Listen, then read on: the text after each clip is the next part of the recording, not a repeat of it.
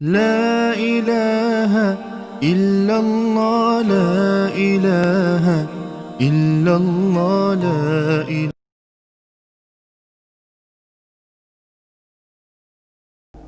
هو الذی خلق لکم ما فی الارض جمیعا، زمین میں جو کچھ ہے اے انسانوں تمہارے لیے پیدا کیا گیا ہے۔ اسی کے ساتھ جڑتا ہوا مضمون اب خلافت کا آ رہا ہے۔ وَإِذْ قَالَ رَبُّكَ لِلْمَلَائِكَةِ إِنِّي جَاعِلٌ فِي الْأَرْضِ خَلِيفَةً، اور یاد کرو جب کہ کہا تھا تمہارے رب نے فرشتوں سے میں بنانے والا ہوں زمین میں ایک خلیفہ۔ اب خلیفہ کی حقیقت کو سمجھیے، خلیفہ کسے کہتے ہیں؟ نائب۔ عام طور پر لوگوں کو مغالطہ ہوتا ہے کہ خلیفہ جانشین جو ہے وہ تو کسی کے موت کے بعد ہوتا ہے، زندگی میں تو نہیں ہوتا۔ لیکن یہاں اصل میں ہمارے لیے بہت آسان ہے، انسان کی جو اصل حقیقت ہے اس دنیا میں اس کو سمجھنے کے لیے یوں سمجھیے کہ ہم آج سے 50 سال پہلے انگریز کے غلام تھے۔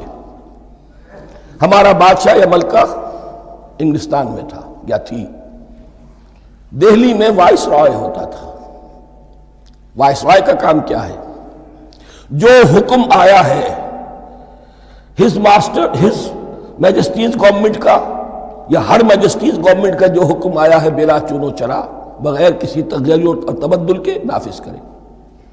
ہاں جہاں کوئی حکم وہاں سے نہیں ہے تو یہاں کے حالات میں بہترین اپنی رائے قائم کرے، غور و فکر کرے، یہاں کی مصلحتیں کیا ہے، جو چیز بھی امپائر کی مصلحت میں ہو اس کے مطابق فیصلہ کر سکتا ہے۔ بین ہی یہی رشتہ ہے۔ اللہ ہے لیکن اللہ نے اپنے آپ کو غیب کے پردے میں چھپا لیا ہے۔ زمین پر انسان ہے، اب انسان کا کام یہ ہے جو ہدایت آ رہی ہے اللہ کی طرف سے اس پر تو بے چون و چرا عمل کرے۔ جہاں کوئی ایکسپریس ہدایت نہیں ہے، کوئی واضح ہدایت نہیں ہے، وہاں اپنے بیسٹ ججمنٹ کو ایکسرسائز کرے۔ اسی کا نام اجتہاد ہے۔ غور و فکر کرے، سوچے، اور جو بات روح دین کے زیادہ سے زیادہ مطابقت رکھنے والی ہو اس کو اختیار کر لے۔ بین ہی یہی رشتہ ہے در حقیقت، رشتہ خلافت کہ جو اللہ اور انسان کے مابین ہے۔ اب یہ جو دی گئی ہے یہ حیثیت تمام انسانوں کو دی گئی ہے۔ پوٹینشلی ہر انسان اللہ کا خلیفہ ہے، لیکن جو اللہ کا باغی ہو جائے، جو خود حاکمیت کا مدعی ہو گیا، گویا کہ وہ باغی ہے۔ اب اگر شاہ جہان بادشاہ تھا، اس کا کوئی ولی عہد تھا، اور ولی عہد جو ہے صبر نہیں کر سکتا، اپنے باپ کی زندگی ہی میں بغاوت کر دیتا ہے، حکومت حاصل کرنا چاہتا ہے، تو اب وہ کیا ہے؟ واجب القتل ہے۔ جو لوگ بھی حاکمیت کے مدعی ہو گئے، ویسے تو حقیقت واجب القتل ہے، لیکن دنیا میں مہلت دی ہے اللہ نے، یہ دار الامتحان ہے، فوراً قتل نہیں کرتا، فوراً ختم نہیں کرتا۔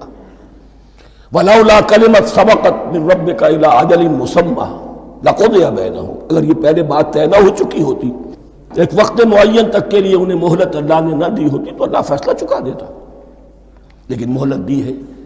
لیکن کم سے کم اتنی سزا ملتی ہے کہ اب وہ خلافت کے حق سے محروم کر دیے گئے۔ گویا کہ اب خلافت دنیا میں ہوگی خلافت المسلمین، صرف وہی شخص کہ جو اللہ کو مانے اپنا حاکم مطلق، وہ خلافت کا اہل ہے۔ تو یہ چند باتیں خلافت کی اصل حقیقت کے ضمن میں یہیں پر سمجھ لیجیے۔ وَإِذْ قَالَ رَبُّكَ لِلْمَلَائِكَةِ إِنِّي جَاعِلٌ فِي الْأَرْضِ خَلِيفَةً قَالُوا أَتَجْعَلُ فِيهَا مَن يُفْسِدُ فِيهَا وَيَسْفِكُ الدِّمَاءَ وَنَحْنُ نُسَبِّحُ بِحَمْدِكَ وَنُقَدِّسُ لَكَ۔ اور یاد کرو جب کہ تمہارے رب نے کہا تھا فرشتوں سے کہ میں زمین میں خلیفہ بنانے والا ہوں، تو انہوں نے کہا کہ کیا تو بنائے گا اس میں جو فساد مچائے گا اس میں اور خوریزی کرے گا؟ وَنَحْنُ نُسَبِّحُ بِحَمْدِكَ وَنُقَدِّسُ لَكَ، ہم آپ کی تسبیح اور تحمید اور آپ کی تقدیس میں لگے ہوئے ہیں۔ قَالَ إِنِّي أَعْلَمُ مَا لَا تَعْلَمُونَ، فرمایا میں جانتا ہوں جو تم نہیں جانتے۔ اب یہاں سوال پیدا ہوتا ہے کہ فرشتوں کو یہ گمان کیسے ہوا، یہ خیال کیسے ہوا؟ دو رائے ہیں اس میں۔ ایک تو یہ کہ انسان کی تخلیق سے پہلے اس دنیا میں جنات تھے، اور انہیں بھی کچھ اللہ نے تھوڑا سا اختیار دیا تھا، اور انہوں نے یہاں فساد مچایا۔ انہی پر قیاس کرتے ہوئے فرشتوں نے سمجھا کہ انسان بھی پھر زمین میں فساد مچائے گا، خوریزی کرے گا۔ ایک دوسری اصولی بات یہ کہی گئی ہے کہ خلافت کا لفظ جب استعمال ہوا تو اس کے معنی ہے کہ کوئی نہ کوئی اختیار بھی ملے گا۔ جنات کے بارے میں خلافت کا لفظ کہیں نہیں آیا، انسان کے بارے میں آ رہا ہے۔ خلیفہ بالکل بے اختیار نہیں ہوتا، جیسا کہ میں نے عرض کیا، جہاں واضح حکم ہے تو اس کی تو تنفیذ، یہاں نہیں ہے وہاں اپنی رائے سے جتنا بھی بہتر سے بہتر سوچ سکتا ہو انسان رائے قائم کرے۔ یہ اختیار جو ہے، ظاہر بات ہے جہاں اختیار ہوگا صحیح استعمال ہونے کا بھی امکان ہے، غلط استعمال ہونے کا بھی امکان ہے۔ اختیار تو بلکہ یہ کہ آپ کا پولیٹیکل سائنس کا تو ایکسیم یہ ہے، authority turns to corrupt and absolute authority corrupts absolutely۔ تو ٹینڈنسی کرپشن کی ہوتی ہے اختیار کے اندر۔ اس بنا پر انہوں نے قیاس کیا کہ اس میں فساد ہوگا، خوریزی ہوگی۔ اللہ تعالیٰ نے فرمایا اپنی حکمتوں سے میں خود واقف ہوں، میں کیوں بنا رہا ہوں یہ میں جانتا ہوں، تم نہیں جانتے۔ وَعَلَّمَ آدَمَ الْأَسْمَاءَ كُلَّهَا، اور اللہ نے سکھا دیے آدم کو تمام کے تمام نام۔ اب اس میں بھی ایک رائے تو یہ ہے، بلکہ اس میں تقریباً اجماع ہے مفسرین کا، کہ اس سے مراد ہے تمام اشیاء کے نام، اور تمام اشیاء کے نام سے مراد ہے ان کی حقیقت کا علم۔ ہیومن نالج جو ہے، اگر آپ اس کا تجزیہ کریں گے تو وہ یہی ہے کہ انسان ایک چیز کو پہچانتا ہے، پھر اس کے لیے ایک نام رکھتا ہے یا کوئی ٹرم اس کے لیے قائم کرتا ہے۔ اس نام یا ٹرم اور اس کے حوالے سے، اصطلاح کے حوالے سے بہت سے حقائق کو اپنے ذہن کے اندر محفوظ کرتا ہے۔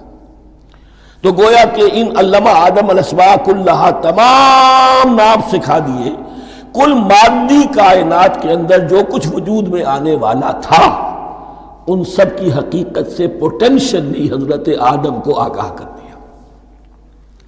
یہ پوٹینشل علم ہے، ہیومن نالج، جو ایکوائرڈ نالج ہے، جو انسان کو سم اور بصر اور اپنے اس دماغ کے کمپیوٹر کے ذریعے سے حاصل ہوتا ہے۔ ایک ہے ریویلڈ نالج جو اللہ وحی کے ذریعے سے بھیجتا ہے، ایک ہے ایکوائرڈ نالج، انسان خود علم حاصل کرتا ہے۔ اس نے آنکھوں سے دیکھا، کان سے سنا، نتیجہ نکالا، اور اس کمپیوٹر نے اس کو پروسیس کیا، اس نتیجے کو کہیں میموری کے اندر سٹور کر لیا۔ یہ کمپیوٹر ہے بہت بڑا۔ پھر کچھ اور دیکھا، کچھ اور سنا، کچھ چھو کر معلوم ہوا، کچھ چکھ کر معلوم ہوا، کچھ سونگھ کر معلوم ہوا، کوئی اور نتیجہ نکلا، اسے وہ پاس میموری کے ساتھ اس کو ٹیلی کیا اور نتیجہ نکالا۔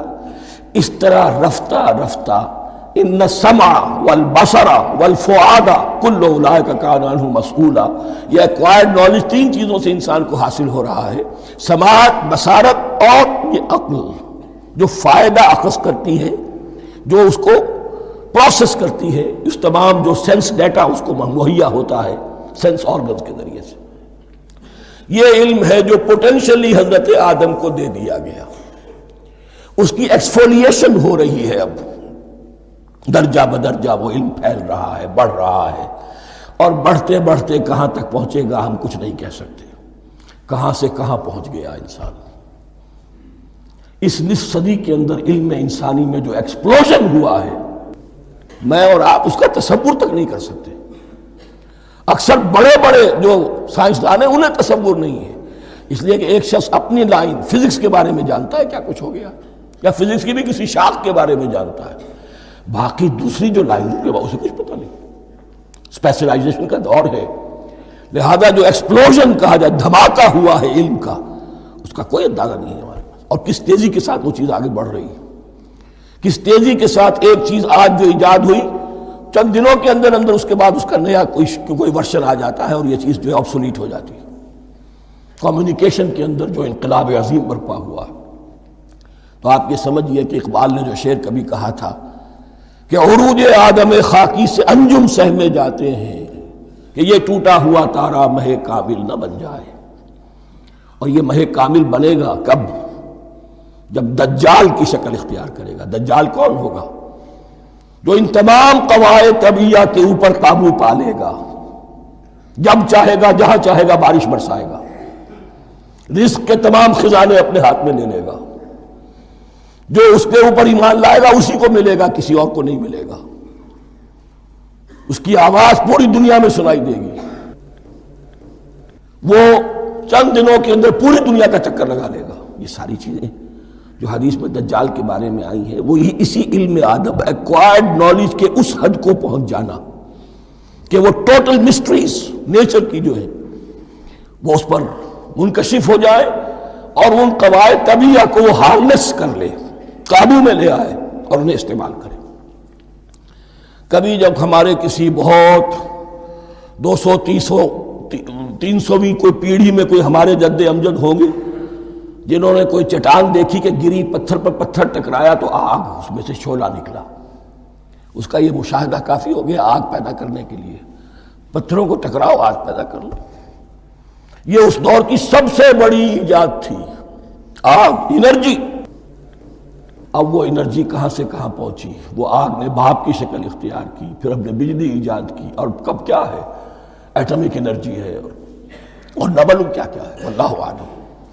ان تمام چیزوں کا تعلق ہے خلافت ارضی کے ساتھ، لہذا فرشتوں کو جو بتایا گیا وہ یہ ہے کہ آدم کو علم بھی دیا جا رہا ہے، صرف اختیار ہی نہیں دیا جا رہا، علم دیا جا رہا ہے۔ وَعَلَّمَ آدَمَ الْأَسْمَاءَ كُلَّهَا ثُمَّ عَرَضَهُمْ عَلَى الْمَلَائِكَةِ، پھر ان تمام اشیاء کو پیش کیا فرشتوں کے سامنے۔ فَقَالَ أَنبِئُونِي بِأَسْمَاءِ هَؤُلَاءِ، اور فرمایا کہ مجھے بتاؤ ان چیزوں کے نام، ان کنتم صادقین، اگر تم سچے ہو۔ قالوا سبحانک لا علم لنا الا ما علمتنا، انہوں نے کہا پروردگار تو پاک ہے ہر نقص سے، ہر عیب سے، ہر ضعف سے، ہر احتیاج سے، مبرہ ہے، منزہ ہے، اعلیٰ ہے، ارفع ہے۔ لا علم لنا الا ما علمتنا، ہمیں کوئی علم حاصل نہیں سوائے اس کو جو تو نے ہمیں سکھا دیا ہے۔ اس کی تعبیر یہی بہتر معلوم ہوتی ہے کہ ملائکہ کی حیثیت در حقیقت اس کائناتی جو حکومت ہے اللہ کی، آفاقی حکومت، اس کے کارندوں کی ہے، یہ اس کے سول سرونٹس ہیں، تو ہر ایک کو صرف اس کے شعبے کے متعلق علم دیا گیا ہے، علم جامع نہیں ہے، تمام چیزوں کا علم، یہ معلوم کرنے کی استعداد ان کے پاس نہیں ہے۔ کوئی فرشتہ فرض کیجئے بارش کے اوپر مامور ہے، کوئی پہاڑوں پر مامور ہے، جس کا ذکر سیرت میں آتا ہے کہ جب طائف میں حضور پر پتھراؤ ہوا ہے تو اس کے بعد ایک فرشتہ حاضر ہوا ہے کہ میں ملک الجبال ہوں، اللہ نے مجھے پہاڑوں پر مامور کیا ہوا ہے، آپ اگر فرمائیں تو جن لوگوں نے آپ کو ستایا ہے، یہ جو طائف جن دو پہاڑوں کے درمیان یہ وادی ہے، ان کو آپس میں ٹکرا دوں کہ یہ پس کر اور سرما بن جائے۔ آپ نے فرمایا نہیں، کیا عجب، اللہ تعالیٰ ان کی اگلی نسلوں کو ہدایت دے دے۔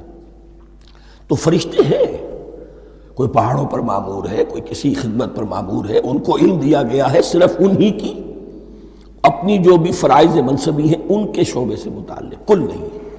جامعیت جو ہے علم کی وہ ہے کہ جو حضرت آدم علیہ السلام کو پوٹینشلی دے دی گئی اور جو اب بڑھتے بڑھتے ایک بہت جلاور درخت بن چکا۔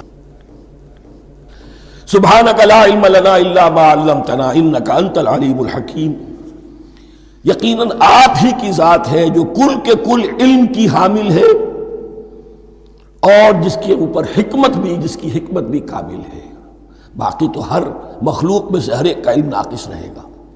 العلیم، کل علم کا جاننے والا تو ہی ہے، الحکیم، کل حکمت وہ تو تیرے ہی پاس ہے۔ قال یا آدم انبئہم باسمائہم، اللہ نے فرمایا کہ آدم ان کو بتاؤ ان کے نام۔ فلما انباہم باسمائہم، تو جب انہوں نے بتا دیے ان کو، فرشتوں کو، ان کے نام، قال الم اقل لکم انی اعلم غیب السماوات والارض، تو اللہ نے فرمایا کہ میں نے کہا نہیں تھا کہ میں جانتا ہوں آسمانوں اور زمین کی تمام غائب چیزوں کو جو تمہاری نگاہوں سے بھی اوجھل ہے، غیب، میں ہر شے کا جاننے والا ہوں۔ وَأَعْلَمُ مَا تُبْدُونَ وَمَا كُنْتُمْ تَكْتُمُونَ، اور میں جانتا ہوں جو کوئی تم ظاہر کر رہے تھے اور جو کوئی تم چھپا رہے تھے۔ چھپانے میں محسوس ہوتا ہے کہ ان کی خواہش یہ تھی کہ خلافت ہمیں ملے، ہم خدام ادب ہیں، ہر وقت تسبیح و تحمید اور تقدیس میں مصروف ہیں، جو حکم ملتا ہے بجا لاتے ہیں، تو یہ خلافت کسی اور مخلوق کو کیوں ملے؟ یہاں صرف یہ اور بتا دوں کہ یہ چونکہ اب ایک تیسری مخلوق کا ذکر بھی بعد میں آئے گا، 3 صاحب تشخص مخلوقات ہیں اللہ کی، صاحب تشخص، صاحب شعور، جن میں کا شعور ہے، انا، میں۔ ایک ملائکہ ہے، ان کی تخلیق نور سے ہوئی ہے۔ ایک انسان ہے جن کی تخلیق گارے سے ہوئی ہے۔ ایک جنات ہیں جن کی تخلیق آگ سے ہوئی ہے۔ باقی حیوانات ہیں، ان میں شعور تو ہے، خود شعور ہی نہیں ہے۔ Self consciousness, there is a world of difference between consciousness and self consciousness. انسان جب دیکھتا ہے تو اس کو یہ بھی معلوم ہے میں دیکھ رہا ہوں۔ کتا بلہ دیکھتا ہے، اسے یہ اندازہ نہیں ہوتا کہ میں دیکھ رہا ہوں، دیکھنے کا ایک نتیجہ ہے جو نکل آتا ہے، لیکن میں کا وجود نہیں ہے وہاں۔ یہ انا، سیلف، ایگو، یہ انسان میں ہے، جنات میں ہے، شعور میں، اور فرشتوں میں ہے۔ ایک نوری مخلوق، ایک ناری مخلوق، ایک زمین کے اس کرسٹ میں، یہ جو مٹی اور گارے، مٹی اور پانی کا جو ملغوبہ ہے گارے کی شکل میں، اس سے بنا ہے۔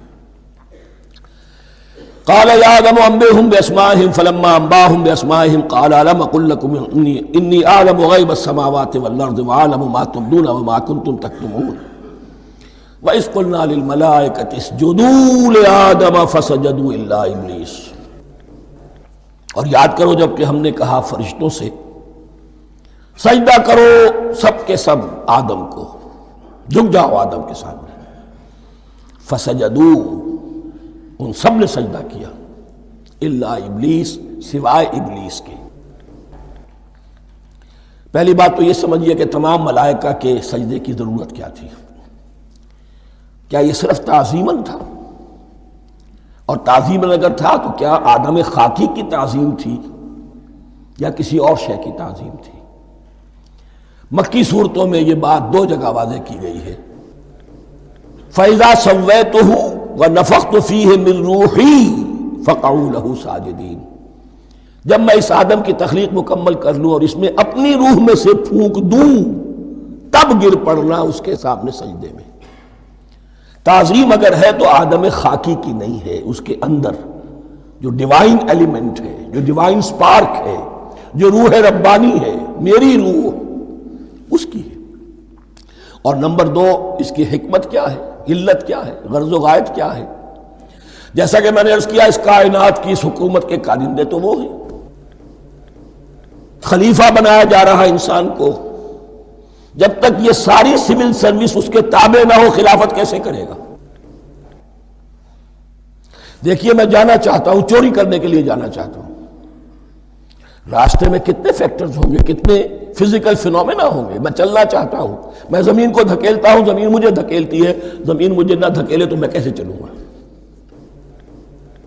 یہ پوری کائنات جو ہے، یہ جب ہم کوئی ارادہ کرتے ہیں اور کوئی فیل کرتے ہیں تو اس فیل کے پورے ہونے میں، اس کے ظہور میں نہ معلوم کون کون سے ایلیمنٹس ہیں، کون کون سی فورسز آف دی نیچر ہیں جو ہمارے ساتھ موافقت کرتی ہے تو ہم وہ کام کر سکتے ہیں۔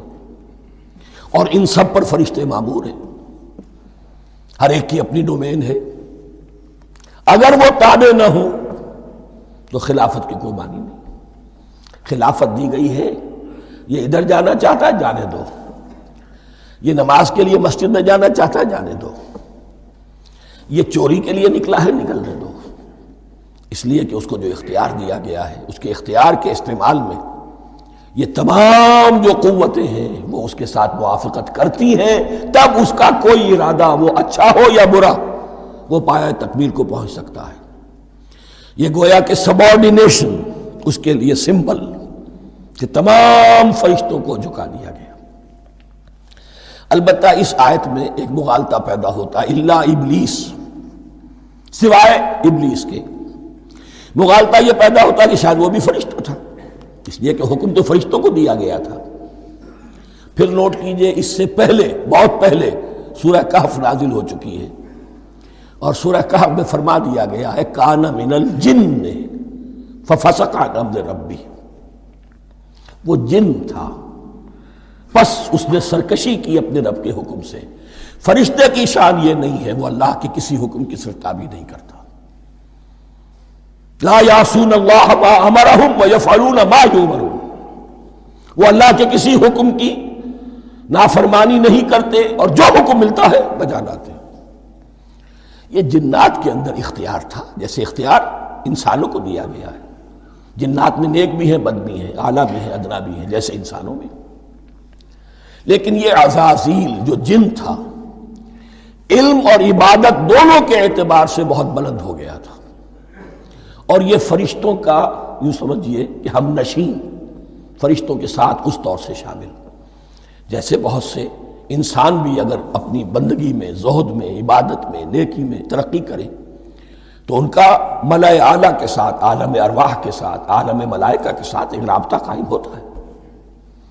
اسی طریقے سے وہ جو عزازیل تھا، جن ہونے کے باوجود اپنی نیکی، عبادت، پارسائی اور اپنے علم میں فرشتوں سے بہت آگے تھا، اس لیے معلم الملکوت کی شکل اختیار کر چکا تھا۔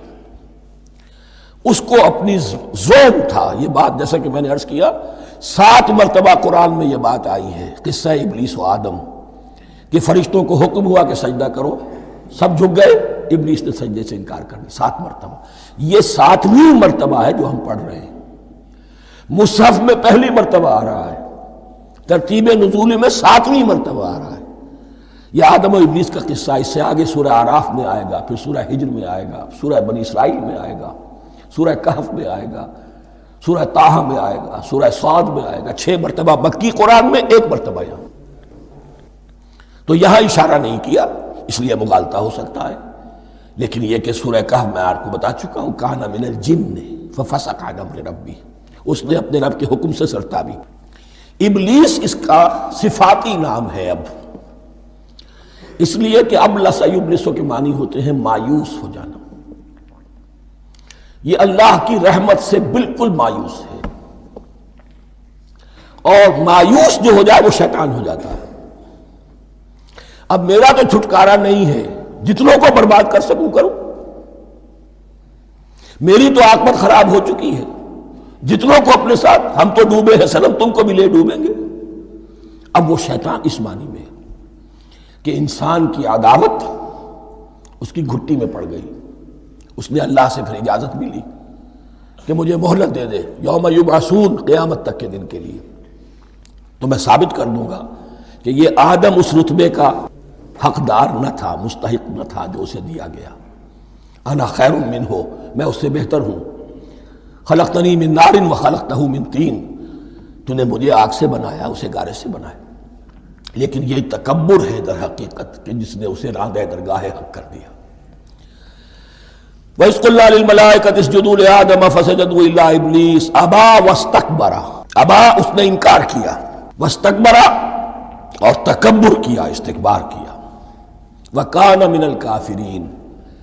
کانا عربی زبان میں 2 طرح کا ہوتا ہے، تامہ، ناقصہ۔ ایک معنی یہ ہو سکتے ہیں کہ ہو گیا، اب اپنے اس استکبار اور انکار کی وجہ سے کانا من الکافرین، وہ کافروں میں سے ہو گیا۔ ایک کانا تامہ ہوتا تھا ہی کافروں میں سے، یعنی اس کے اندر سرکشی چھپی ہوئی تھی، اب ظاہر ہو گئی۔ یہ معاملہ ہوتا ہے، کسی شخص کی بدنیتی اس کے اوپر پردے پڑے رہتے ہیں نیکی کے، زہد کے، کسی خاص وقت میں آ کر وہ ننگا ہو جاتا ہے، اور جو اس کے اندر تھا اصل، اس کی حقیقت، وہ سامنے اس کا انکار، دونوں معنی